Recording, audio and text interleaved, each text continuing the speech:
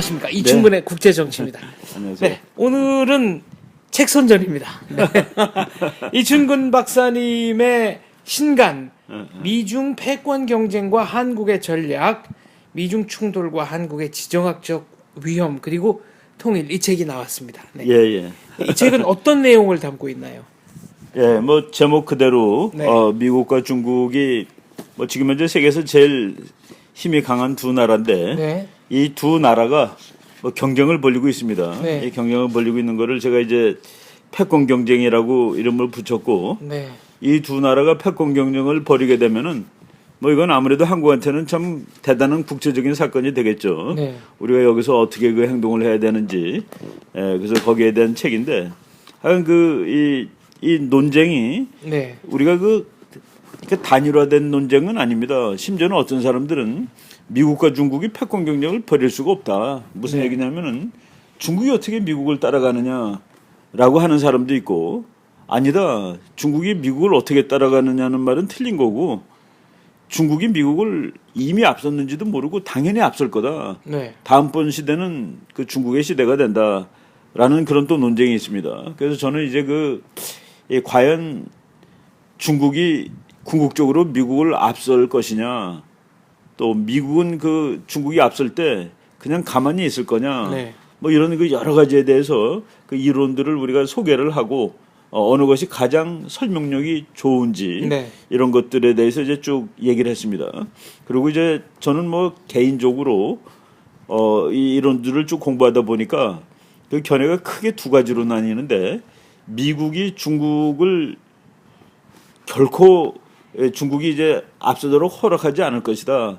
그리고 앞으로 수십 년 후에도 미국이 패권국으로 남아 있을 것이다라고 얘기하는 사람들은 그 학문적 직업상 네. 국제정치학자, 군사학자, 전략학자 이런 사람들은 미국이 2등이 될 리가 없다라고 얘기를 하고, 그리고 상대적으로 경제 쪽을 공부하는 사람들은 네. 중국이 미국을 앞설 것이 확실하다라고 얘기하는 사람들이 많습니다. 그래서 제가 이제 그런 것들을 전부 다 분석을 했어요.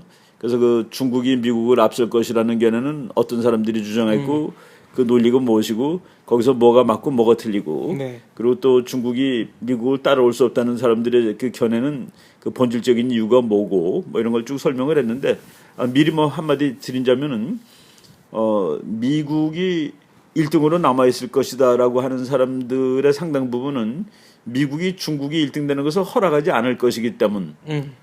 그래서 뭐 이제 대표적으로 아주 간단하게 얘기한다면은 중국이 다음 세대의 세계 패권국이 되기 위해서는 일단 미국이 그 자리를 내놓아야 한다. 네. 근데 내놓겠느냐? 그리고 미국이 그 나름대로 대전략을 가지고 있는 나라인데 중국이 미국만큼 힘이 세질 때까지 기다리고 있다가 그냥 저절로 싸움도 못하고 뺏기겠느냐? 네. 그거는 우리가 아는 미국이 아니다 하는 그런 입장을 얘기했는데, 그런 것들을 다 이제 소개를 했습니다. 그리고 이제 우리가 거기서 또 이제 저는 뭐 그 여러 가지 학설 중에서 네. 미국이 중국을 중국이 미국을 앞서지 못할 것이다 쪽에 방점을 일단 찍으신 방점을 거죠. 주는데, 네. 그렇게 얘기하는 사람들을 경제학자들은 버블러라고 얘기를 합니다. 그러니까 중국이 아직까지 큰 거는 거품이 많다는 거예요. 네. 그래서 이 거품이 꺼지게 되면은 마치 일본이 그렇게 되듯이 미국을 못 따라갈 거다라고 얘기를 하고, 그런데 미국을 앞설 거라고 그러는 사람들이 이론이 제 개인 견해일지도 모릅니다만은 그렇게 막강한 것 같진 않아요. 그러니까 중국이 미국을 앞선다는 사람들이 항상 하는 말에 보면은 지난 30년 동안 중국이 이런 속도로 경제 성장을 했다. 앞으로 이 속도로 경제 성장을 하게 되면은 뭐 2000 몇십 년에 앞설 것이다. 그런데 그런 사람들을 우리말로 하면 대입론자, 네. 영어로 extrapolationist. 그러니까 지난 30년에 10%, 앞으로 30년 10% 하면은 중국 경제는 얼마가 되고 미국을 앞선다 했는데, 그 사람들 이렇게 하는 사람을 대입론자라고 그러는데, 대입론자들의 상당 부분이 왜 중국이 60년 동안 10% 경제 성장을 할 수 있다에 대해서는 그렇게 별 얘기 없고, 별 얘기 없습니다. 결과론 갖고만 얘기를 그렇죠. 하죠. 그래서 제가 이거는 10%를 30년 성장한 나라가 많습니다. 한국도 그 중에 하나고. 경제 일본, 성장. 네. 그렇죠. 일본, 대만, 싱가포르, 홍콩 이런 나라들이 거의 한 30년 동안 10% 했거든요. 근데 그게 30년 지나면은 전부 이렇게 내려갔습니다. 경제 구조가 바뀌고 고도화되면 그렇죠. 고도 성장 불가능한 거죠. 그렇죠. 근데 지금 중국이 30년이 됐는데 네. 중국은 그러면 앞선 나라들이 겪은 구과정을 안 겪고 10%를 무한정 한 2, 30년 더 할 수 있다라고 보는데 그거에 대한 설명이 좀 안 돼 있는 편이에요. 그래서 저는 네. 물론 그 제 학문적 성격이 전략론, 뭐 군사 이런 쪽으로 돼 있다는 측면도 있습니다만은 그쪽을 보니까 그 부분에 대해서는 설명을 잘 못했다는 그런 네. 저 나름대로 생각이 들었습니다. 그래서 중국의 미래를 보는 사람 중에 버블러하고 익스트라폴레이셔니스트, 즉 중국은 버블이 그러니까 거품이 터져버리기 때문에 경제적으로도 미국을 못 당한다라고 보는 사람이 있고, 네. 그리고 두 번째는 이제 대입해 보니까 앞설 거다 하는데 저는 버블러에 속하는 입장에서 이제 책을 썼습니다. 네. 21세기에도 미국은 세계의 패권국이자 한국의 동맹국으로 남아 있을 것인가? 예, 그것도 이제 중요한 질문이 되는데 네. 이제 뭐 저는 중국이 미국을 못 따라갈 거다 그랬으니까 이 답은 맞다. 미국은 네. 패국으로 남아 있을 것이다가 되는데 그럼 이제 한국의 동맹국으로 남아 있을 것이냐? 네. 거기에 대해서는 아닐 수 있다라고 저는 이제 봤습니다. 그럼 어떻게 되는 건가요? 그러니까 뭐냐면은 네. 이제 미국이 한국을 중요하게 생각할 때 한국 그 자체가 중요해서 중요하게 생각한 적은 사실은 없어요. 네.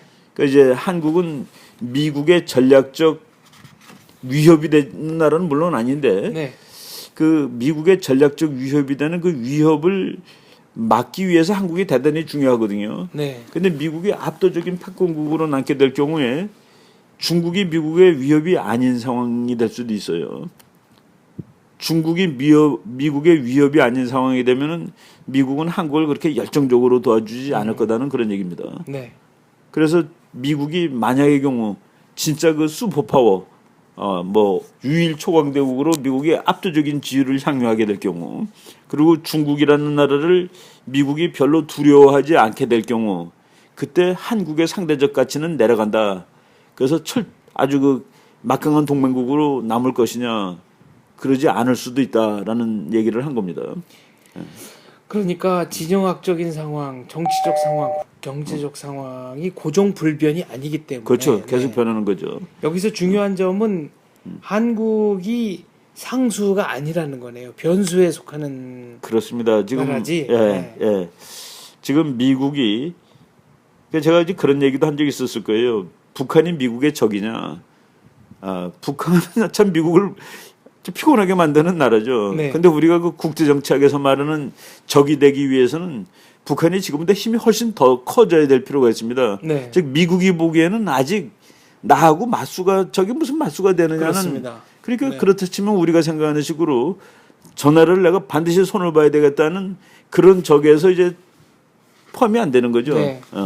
이 책에는 중국인이 생각하는 국제 평화의 조건, 중국인의 세계관 이게 나왔네요. 이 네. 얘기 좀 해주시죠. 제가 이제 이 책을 다른 뭐 중국하고 미국하고 싸운다는 데 대한 책이 뭐 한두 권이 아니죠. 많은데 제가 이제 그런 책들을 쭉 보면서 하나 좀 제 나름대로 이 부분이 좀 미싱이 돼 있다는 생각이 들었습니다. 네. 그러니까 평화라는 개념이 이제 뭐 그는 평화라는 개념은 유니버셜한 개념이에요. 네. 어느 나라 사람도 평화를 다 좋아합니다. 근데 어떤 때 평화가 오느냐, 평화는 어떻게 달성하느냐에 대한 그 방법이 좀 달라요. 그러니까 중국 사람이 생각하는 평화하고 미국 사람이 생각하는 평화가 다르고, 그래서 그 평화를 얻기 위한 외교 정책이라든가 군사 전략이 다른데, 그런데 이 아직까지 쓴 미중 패권 경쟁에 관한 대부분의 책들이 두 나라의 그 세계관 그리고 행동이 같다라고 생각하고 가정을 하고 쓴 것 같아요. 그래서 네. 제가 이제 저는 중국 사람들이 생각하는 평화라는 관점하고 평화를 유지하기 위한 관점하고 미국 사람이 거는 다르다. 그래서 그걸 이해하지 못하면은 우리가 이 올바른 분석을 할 수 없는데, 그냥 우리 인간관계에서 미국 그 서양이제 미국 사람이라기보다도 서양 사람들은 그 모든 인간이 동등하게 대우를 받아야지 그것이 평화의 조건이라고 봅니다. 그렇습니다. 안전의 조건이고. 네. 근데 중국 사람은 그런 거는 안 된다. 어떻게 아버지하고 어머니가 같고 부인하고 남편이 같고 형하고 동생이 같고 선생님하고 제자가 같고 거기에는 각각에 해당되는 위계 질서가 있다. 그리고 그 위계가 서로 간에 인정이 될 때, 즉 수직적인 그 위계 질서가 인정이 될 때 그때 인간 사회는 평화가 있는 거다라고 보는 것이죠. 바로 이제 공자 사상인데 그것이 국제 정치에 적용이 된 것이 중국으로 치면 한 나라 무렵입니다. 거의 한 2000년 가까이 되죠. 한 나라가 중국의 한 나라죠. 그 나라가 옆에 있는 나라하고 평화롭게 지내기 위해서는 그 위계 질서가 확립이 돼야 한다. 그래서 어느 나라는 그 우리가 그런 거 공후백자남이라는 거 혹시 아시죠? 네, 중국의 귀족제도. 네. 귀족제도 공후백자남이 중국에서 나온 건데 나라의 지도자가 어느 나라는 공입니다. 네. 어느 나라는 후예요. 네. 또 어느 나라는 백이고. 네. 그리고 그 나라들은 위에 그 계급이 다른 겁니다. 그렇죠. 주공, 섭공, 뭐 네. 주공, 뭐 네. 주공이 있는 나라가 있고, 네. 그리고 뭐 왕이 있는 나라가 있고. 그렇죠. 이제 공자위가 왕이고. 그렇죠. 그리고 공이 다루는 나라는 왕이 지도하는 나라의 밑에 네. 국가입니다. 공국이죠. 그 공국이죠. 그래서 이제 왕이 지휘하는 나라의 밑에 나라가 공이 지휘하는 나라고, 그리고 후가 지휘하는 나라는 그거보다도 더 미치고. 그래서 국가들 간의 서열이 확립되어 있는 겁니다. 네. 그 확립되어 있고, 그 확립되어 있는 서열화에 의해서 행동 원칙이 있는데, 뭐 조공을 바친다든가. 그래서 위계 질서가, 그러니까 서로 차이가 난다는 것을 법률 제도화 시켰을 때 국제사회, 인간사회는 평화롭다. 네. 근데 미국 사람들은, 서양 사람들은 그게 어떻게 그 파나마하고 미국이 동급이지. 사실은 동급은 아니죠. 동급은 아니지만 네. 그래서 동급으로 치는 겁니다. 네. 근데 중국은 주권 국가로 동급으로 치자는 거죠. 어떻게 파나마하고 중국이 같은 급이냐. 네. 네가 밑에 있는 거를 인정을 해라. 내가 위다. 네. 그래서 그 평화를 획득하는 그 방식이 틀립니다. 네. 그거를 이제 제가 거기서 중국적 세계관, 미국적 세계관이라는 네. 그거를 이제 한 챕터씩 써놨죠. 요걸 읽어보시면은 이럴 때 전쟁이 나는구나. 그래서 동양에서는 힘들이 비슷한 나라가 많으면 그러니까 서양에서는 힘들이 비슷한 나라끼리 있을 때 평화가 온다고 칩니다. 세력 균형. 근데 중국은 힘들이 비슷한 나라가 있으니까 백날 싸움만 하는 거야. 전국 시대. 네. 전국 질서가 시대. 잡혀야. 그래서 질서가 잡히려면 한 나라가 참편이 돼야 됩니다. 네. 진나라가 맨 처음에 그 200개도 넘었잖아요, 그죠? 그러다가 7개로 줄어들었다가 네, 춘추 전국 7흥으로 줄어들었다가 하나라가 다 잡았을 때, 네. 그래서 진나라가 전체 천하 통일했을 때, 그때 드디어 평화가 왔다가 중국 사람 생각입니다. 네. 근데 뭐 예를 들어 키신저 생각은 힘이 비슷한 나라 5개쯤 있는 게 제일 평화로운 국제 질서야. 네. 그러니까 완전히 생각이 다른 것이죠. 그렇다면은 중국이 생각하는 세계 평화의 조건이라는 것은 동북아의 경우 중국이 압도적인 패권 국가가 패권국이 되고 다른 나라가 알아서 종속적 관계로 그렇죠. 되는 다른 거는 나라들이 알아서 중국의 우월한 지위를 인정해주고 네. 그리고 거기에 합당한 행동을 할 경우에 중국은 너희들을 대우해 줄 것이다. 그런 얘기죠. 근데 고대 사회는 뭐 이른바 중국의 그 천하관 네. 말씀하신 대로입니다. 그렇죠. 현대에서도 그렇게 사고하고 있다고 보시는 건지요? 그거를 이제 그래서 현대에도 그런 것이 남아있냐 흔적이. 네. 근데 남아있다는 것을 아주 가끔가다 놀라울 정도로 자주 발견을 합니다. 제가 네, 예를 들자면 그러니까 중국 같은 경우에 우리나라의 그 대사를 보낼 때 네. 급이 상당히 낮은 사람을 보냅니다. 과장급이나 그렇죠. 국장급 뭐 우리나라가 중국에 보낼 때는 뭐 국무총리급도 가고 외무부 네. 장관급이 가는데 중국은 예외 없이 낮은 사람이 옵니다. 왜? 낮은 나라라는 그 인식이 있는 거예요. 지금은 아랫나라라는 말을 안 쓰지만은 네. 중국 사람들이 그 대신 쓰는 말이 대국 소국입니다. 그러니까 우리를 소국으로 치는 거죠. 자기네는 대국이고. 그 급격히 시진핑 정권 들어와서 대국이라는 말이 아주 많아졌습니다. 뭐 신형 대국 관계. 그러니까 네. 미국한테 나를 대국으로 쳐달라는 그런 얘기죠.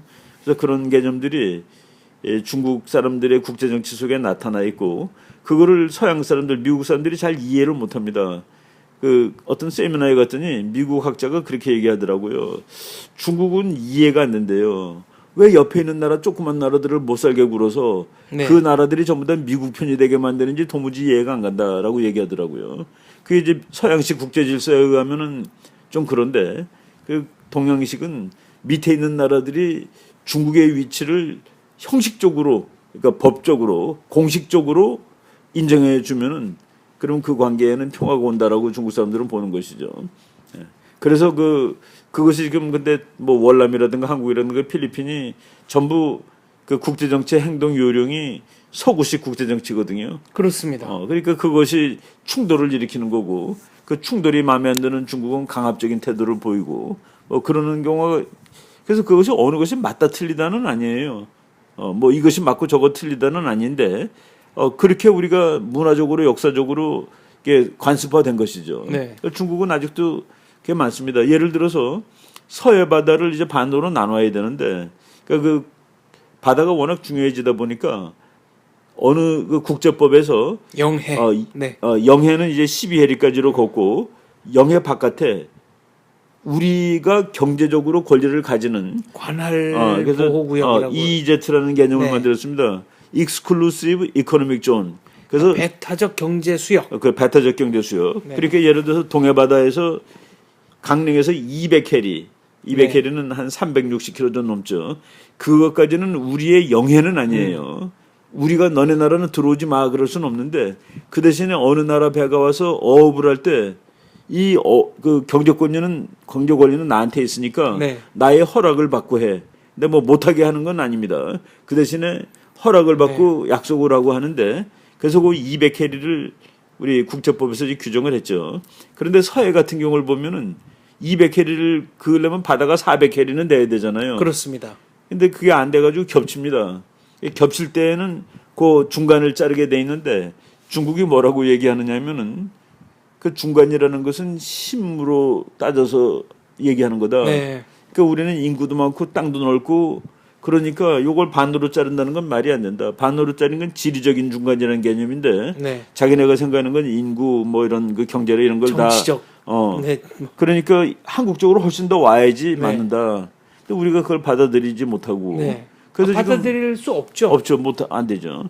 그래서 지금 서해 바다는 그 서로 배타적 경제 수역이 겹치는데 네. 그 중간선을 못 긋고 있습니다. 그걸 못 긋고 있다 보니까 무슨 일이 생기냐면은 중국 배가 우리 코앞에까지 와서 조업을 하더라도 어떻게 뭐 할 수 있는 거 없어요. 그 두 나라 사이에 아직 협정을 못 맺고 있으니까. 우리가 가서 조업을 해도 된다는 얘기 아니에요? 사실은 그래도 되는데 그게 이제 뭐 우리가 거기까지 안 나가죠. 중국은 다 오는데. 네. 예.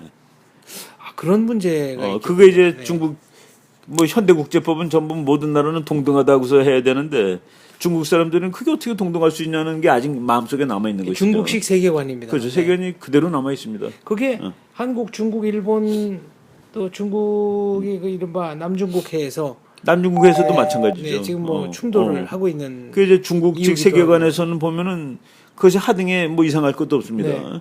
근데 그것이 서구식 이런 세계관에서 보면 좀 말이 안 되는 얘기죠. 그래갖고 그 뭐 관념의 충돌입니다. 그래서 제가 지난 한 500년 동안에 세계의 챔피언이 이제 이렇게 순서로 바꿔가는데 네.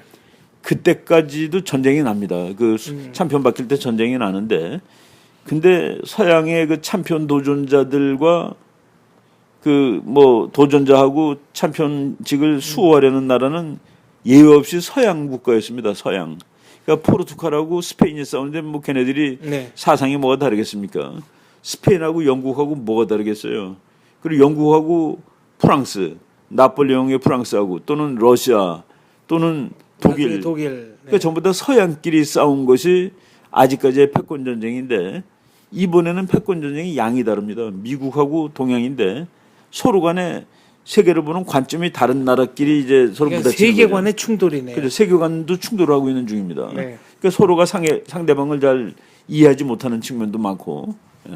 그래서 그런 그 특징이 그러니까 옛날에 뭐 독일과 영국의 패권 충돌하고 네. 미국과 중국의 패권 뭐 경쟁은 그 스타일이 다를 수 있다라는 그런 내용도 이제 이 책에 좀 써 있습니다. 그렇게 따지자면은 저희가 독립문 얘기 언젠가 한번 그렇죠. 한 적이 있지 않습니까? 네. 그 영은문을 헐고 독립문을 지었는데 그 영은문이라는 게 이제 그렇죠. 중국 사신들 접대하는 중국 사신을 접대하는 문이고 거기 왔던 사신은 황제 대역이니까 네. 우리나라 왕보다 더 높고 네. 뭐 그런 거였죠. 그리고 지금은 사람들이 잘 얘기 안 합니다만은 구한말에 예, 예. 20대 후반의 위안스카이가 그럼요. 이른바 통리기무아문 대표로 말하자면은 조선이 독립국이 아니라 청나라의 속국이고 그렇죠. 나는 청나라의 총독이다. 그러면 이런 관점을 가지고 움직였습니다. 그거가 지금은 없느냐? 나는 완전히 없어지진 않았다고 보고 있습니다. 중국 사람의 인식 속에는요. 그런 인식 속에 네. 있고 그 사람들이 그 드문드문 그 외교 행동에서는 나타나죠. 좀 이렇게 우리말로 하면 좀 이렇게 그 도도하고 네. 억압적이고 뭐 그런 측면이 분명히 있습니다. 그러니까 한국을 동등한 파트너로 인정하지 않는 거군요.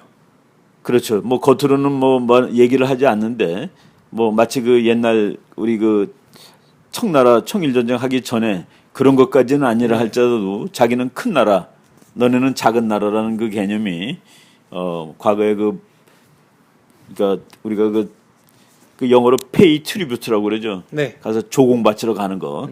너네 조공 바치던 나라 아니냐? 그 조공을 잘 바치는 것으로서 네 임무를 하는 겁니다. 근데 중국은 조공 바칠 때 더 많이 줘요, 사실은. 그렇죠. 예. 그래서 조공 바치러 가는 거는 뭐 무역이라고 주장하는 사람도 있는데, 그거는 뭐 정치적으로 이 정권의 이 정통성을 중국이 주는 거니까, 네. 이거를 뭐 무역이라는 측면을 너무 강조하는 건 좀 그렇습니다만은. 무역은 사실 여관들이 국경 근처에서 뭐 그렇죠. 개인적인 밀무역 형태로 좀 눈 감아준 형태. 그거는 뭐 상업적 거래니까 무역이라고 할 수 있지만 조공은 무역이라고 보기에는 그렇죠. 문제가 좀 많은 다르죠. 거로. 예. 뭐 다만 뭐 그래도 이 우리나라 사신들이 중국 가가지고 곡물을 바치고 중국에서 얻어오는 곡물이 뭐 플러스 마이너스 치면은 플러스가 된 것이죠. 네. 그래서 이제 그건 뭐 그 우리가 조공을 바쳤다는 사실에 그 지금 생각하면 조금 좀 쑥스러운 일인데 네. 그거를 이제 면피하거나 정당화시키는 뭐 측면이 있는데 그거를 만약 안 했을 경우에 중국이 군사력으로 그 벌을 줍니다. 벌하러 오죠. 네. 그래서 그런 의미에서 이거는 주권 문제지 경제 문제라고 얘기하기는 좀 거북하다는 것이 제 견해입니다. 예, 그렇게 따진다면은 조선 왕조가 건국을 했을 때 조선 그리고 화령 이름 가서 받아왔죠. 예, 두 개의 국명 중에 하나 선택해 주십시오. 그리고 네. 중국이 이름을 조선으로 하라고 그래가지고 네. 나라 이름마저도 받아온 겁니다. 네. 그때는 이제 뭐 중국 문명이 뭐 그때 그 유니버설한 문명이라고 우리가 인식을 한 거죠. 저거는 우리 거보다 확실히 높고 네.